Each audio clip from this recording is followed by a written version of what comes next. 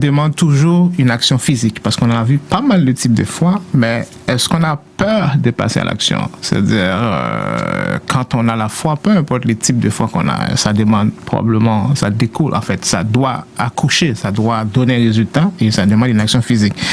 Mais est-ce qu'on a peur de passer à l'action une fois qu'on a la foi parmi toutes ces fois que tu viens d'énumérer? Qu'est-ce qui fait qu'on a peur? Est-ce qu'on a peur de passer à l'action? Justement, et c'est aussi paradoxal que cela puisse paraître, oui, il y a quand même, on peut avoir la foi et on a certaines peurs. C'est les doutes, là. On parle de foi douteuse tout à l'heure, donc c'est dommage de le dire, mais ça existe. Maintenant, c'est quoi la dimension de la foi? C'est ça la vraie question.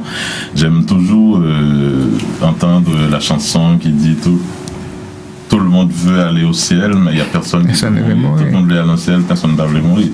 Donc, c'est comme, il y a plein de gens qui veulent travailler.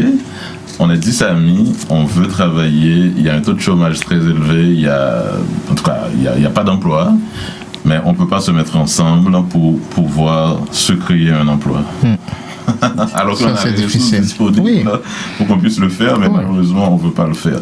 Donc, c'est cette peur-là, cette peur bleue, si vous voulez, qui anime et beaucoup de gens, malheureusement, et ça permet malheureusement qu'ils restent oisifs et stériles, ils ne veulent pas passer à l'action. Ça existe, mais ces mêmes personnes-là, ils chantent, ils entonnent à tous les jours, prient, agissent. Agir, c'est action, agir. Jour après jour. Ils connaissent par cœur Jacques 2, verset 18. Montre-moi ta foi sans les œuvres. Et moi, je te montrerai la foi par mes œuvres. Donc, il oublie constamment que la foi requiert une action correspondante. Donc, il ne souhaite pas prendre des risques, mais il prie constamment à ce que Éric ou Jean-Baptiste ou Emmanuel le prennent à leur place afin qu'ils puissent trouver un emploi.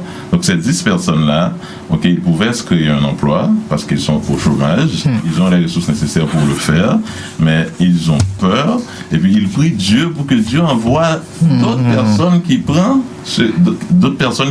le risque de créer quelque chose pour qu'ils puissent avoir un emploi. Ça, c'est quand même de Mais est-ce que ça, c'est pas un problématique aussi? Est-ce qu'on ne comprend pas les langages des dieux suffisamment des fois? Ouais, ça peut arriver. Ça peut être le cas, comme tu dis, Emmanuel.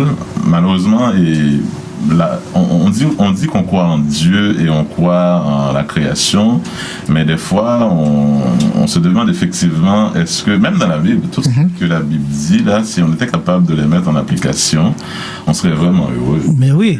Donc, c'est ça le gros problème. Donc, moi, je pense que c'est l'une des raisons pour lesquelles plusieurs prières ne seraient pas exaucées.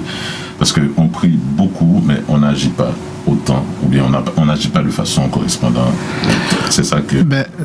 Et on ne sait pas quand on doit prier et quand on doit faire des déclarations aussi. Peut-être c'est ça.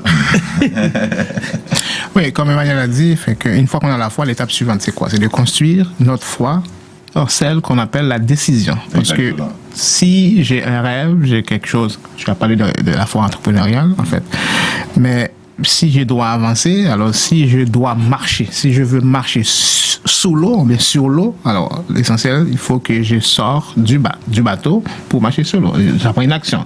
Alors c'est pas juste que je peux marcher sur l'eau avec ma foi, mais tout en restant assis et à l'intérieur, je n'arriverai jamais à marcher sur l'eau.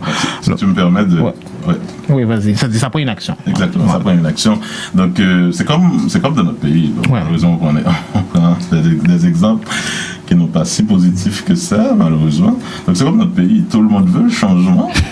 Mais le changement, ça commence par un changement de mentalité aussi. D'abord, un changement de mindset, un changement de façon de penser. Et combien qui sont prêts pour le faire? On n'est pas beaucoup en tout cas. Combien qui sont prêts à se porter candidat aux élections, à participer dans la vie politique? Parce qu'on va voir ça tout à l'heure, parce que nous dit que politique, c'est des affaires païennes. Politique, c'est pas l'affaire des chrétiens, parce que politique, là, pas bon. Non, mais nous qui des mondes pas bon à faire politique, c'est ça la différence. Donc, la logique qui dit que ceux qui se ressemblent, s'assemblent, est-ce que nous va sembler vraiment, parce que nous va jamais mettre nous ensemble? Donc, on peut se mettre ensemble justement pour créer une nouvelle classe politique, si vous voulez. Pas nécessairement de nouveaux partis politiques, parce qu'il y en a déjà trop, mais on peut faire la politique autrement, parce que présentement, et même dans le passé, on en a marre de la plupart de nos dirigeants du passé. On en a marre de ceux qu'on a actuellement, parce que, je sais pas, ils n'ont pas de rêve. Non. Moi, je dis que ces gens-là, leur avenir est au passé. Leur avenir ou bien leur futur est au passé. C'est paradoxal ce que je dis. Mais si ton meilleur rêve est derrière toi, c'est que tu rêves au passé. Donc la génération ou bien les générations montantes, donc tu n'as pas grand-chose à les offrir. Et c'est ça, malheureusement, qu'on connaît dans notre pays. Et c'est ce qui arrive. La peur de passer à l'action. Et malheureusement, ceux qui sont capables ne s'impliquent pas. Exactement. Donc le silence des bons fait très mal. Tout le monde dit non, c'est pas mon affaire. C'est pas mon affaire. Attends, on a le capital humain, hein, qui est là.